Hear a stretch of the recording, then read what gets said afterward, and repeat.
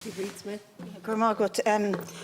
As has been said, we fully support the bill and welcome its introduction. It's absolutely needed, and I don't think any decent person in the country would shed a tear about any landlord who would advertise sex for rent or engage in that practice. As Mick said, they're creeps of the highest order, and everybody in this House is morally outraged by this practice, and I want to thank the Social Democrats for bringing the bill forward. Having said that, it's not the first time in my lifetime that I've heard of this practice. In the 1980s, my sister conducted research for the Department of Health on the health needs of homeless women, and in interviewing several hundred of them, she found that there was exploitation of this nature of very vulnerable, usually women with high needs and addiction in homeless circumstances, which in them days were usually B&B settings, and that same exploitation was taking place. But this is, if you like, notched up because it's been advertised as such. And it's also happening, when you think about it, in the year 2022, when Ireland is supposed to have progressed and moved forward, we're having the most obscene practices bringing us back towards those dark ages. And that's why we welcome the bill. But what I want to talk about, Minister, is the government support of the bill, which is obviously something you're going to have to do. Everybody here is outraged by the practice, as I've said, and you have to support it.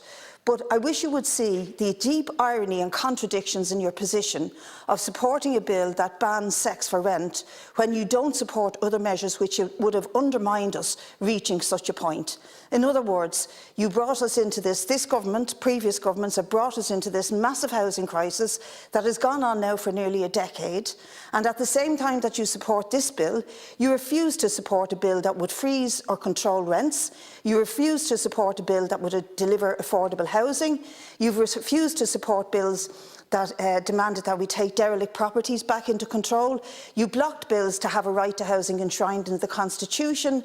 It is so hypocritical, because the root cause of this problem is the housing crisis, not just creepy landlords who'll do anything to take advantage of vulnerable women and others.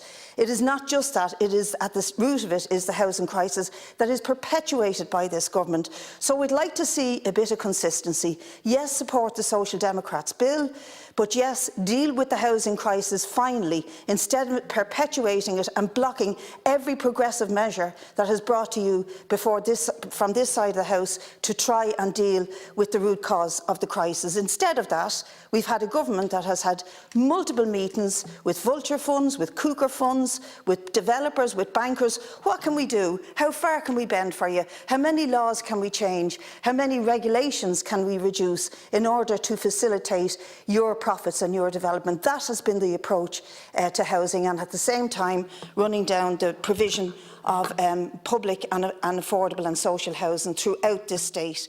So this bill has, if you like, is a consequence of a failed housing policy of this and previous governments, and it needs to be urgently dealt with, as well as fully supporting this bill today.